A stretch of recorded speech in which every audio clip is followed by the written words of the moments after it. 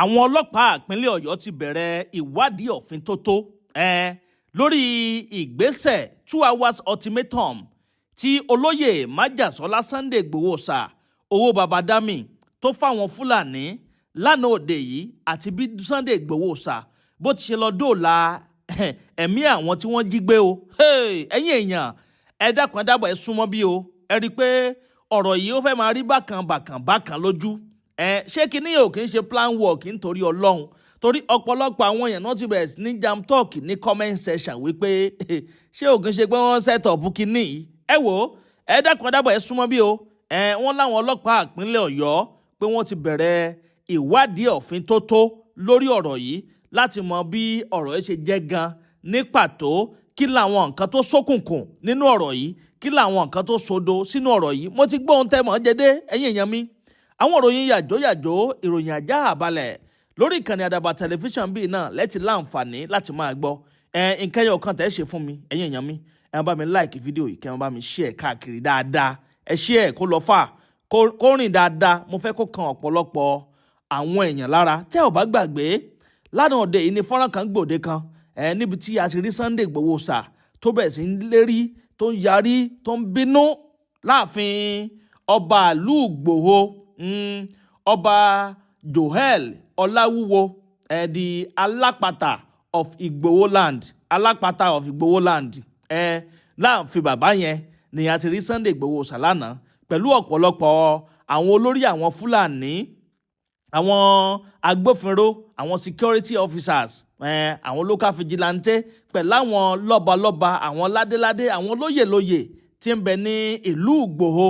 Gbogbo wọn pátápátá ni wọ́n péjú, ni wọ́n pèsè sí ààfin kábíyèsí ọba Joel Ọláwúwo lánàá òde yìí. Níbẹ̀ láti rí Sunday Igboho tó bẹ̀rẹ̀ sí ń pariwo, tó ń lérí, tó ń léfùrù kọ̀kọ̀ wípé nílùú òun pé ṣé kùkù làjà òun kò dẹ́rù bá àwọn Fúlàní yẹn ni, pé gbogbo àwọn Fúlàní tó bá lọ́wọ́ nu kínní, pé kí gbogbo àwọn olórí àwọn Fúlàní yẹn kí wọ́n tètè lọ bá wọn sọ̀rọ̀ níbi tí wọ́n ti ń gbọ́ pé wákàtí 2 báyìí péré lòún fún wọn, pé wọ́n gbúdọ̀ yọ̀ǹda aláboyún tí wọ́n jí gbé, ọmọ ọwọ́ rẹ̀ pẹ̀lú àbúrò aláboyún yẹn.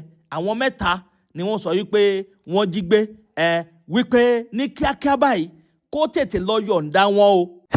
Ẹ̀yin èèyàn, ǹjẹ́ ẹ jẹ́ mọ̀ pé kò ju wákàtí 2 báyìí lọ ní Sunday Igboho la gbọ́ wípé wọ́n ti yọ̀ǹda àwọn pípù yẹn.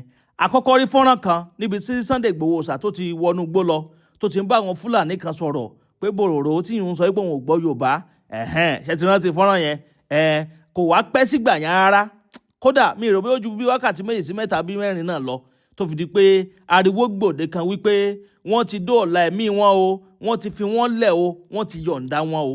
Àwọn ọlọ́pàá ìpínlẹ̀ Ọ̀yọ́ wọ́n bẹ̀rẹ̀ ìwádìí òfintótó lórí ọ̀rọ̀ yìí. Kí làwọn nǹkan tó sodo sínú ọ̀rọ̀ yìí? Gbogbo ẹ̀ pátápátá lẹ́ ò gbọ́ o ẹ̀yin èèyàn. Ẹ dákun dáwọ̀ ẹ bá ń comment, kẹ́ máa like, kẹ́ máa pín káàkiri lógúnlógún, lọ́gbọ̀nlọ́gbọ̀n. Tẹ́ ò bá gbàgbé, ẹ rí i pé Sunday Igboho sọ wípé àwọn tí wọ́n jí gbé yẹn pé wọ́n ti sọ wípé 300 million naira làwọn ó gbà fowó ránsọ́ọ̀mù kó tó di pé àwọn ó yọ̀ǹda wọn. Pé wọ́n ti wá ná owó yẹn sí 150 million.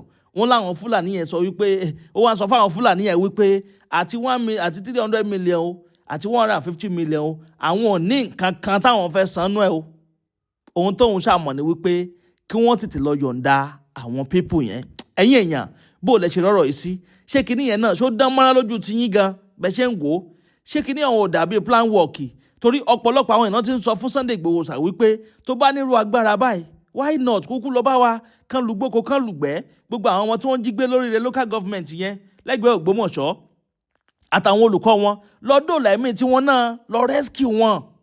Ẹ̀rí pọ̀pọ̀lọpọ̀ gbà ní Sunday Igboho ti sọ wípé òun fẹ́ kán wọgbó, òun fẹ́ wọnú gbó yẹn lọ, òun fẹ́ lọ rescue wọn, pé àmọ́ àwọn ìjọba ní ń ká òun lọ́wọ́ kò. Àmọ́ bó lọ̀rọ̀ ṣe rí lójú ti yín ẹ̀yin ẹ̀yẹn wa?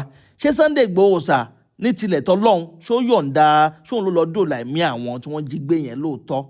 Ṣé ìbẹ̀rùbojo tó fi dé bá àwọn Fúlàní yẹn ṣóun ló fà á tí wọ́n fi rescue àwọn pípù yẹn ni, àbí wọ́n ti sanwó, àbí kí lóhun tó ṣẹlẹ̀ gan pàtó? Ẹ jẹ́ darapọ̀ lábala rẹ̀ wúṣù, kẹ́ ẹ bá ń comment, kẹ́ ẹ máa like, kẹ́ ẹ sì máa bá ń pín káàkiri lógúnlógún, lọ́gbọ̀nlọ́gbọ̀n kó lè ti kan ọ̀pọ̀lọpọ̀ àwọn èèyàn lára. Bá tún ṣe ń lọ lórí ọ̀rọ̀ yìí, gbogbo ìpátá náà lẹ́ẹ̀ láǹfààní láti máa gbọ́ lórí ìkànnì àdàbà tẹlifíṣàn àdàbà ọ̀nà ní à ń sùn gbẹ́ iná ń jó ẹ̀yẹlé gbéra ńlẹ̀ àdàbà atúntì fòfẹ̀rẹ̀ awọ̀lú sọ̀lúdẹ̀rọ̀ pẹ̀sẹ̀.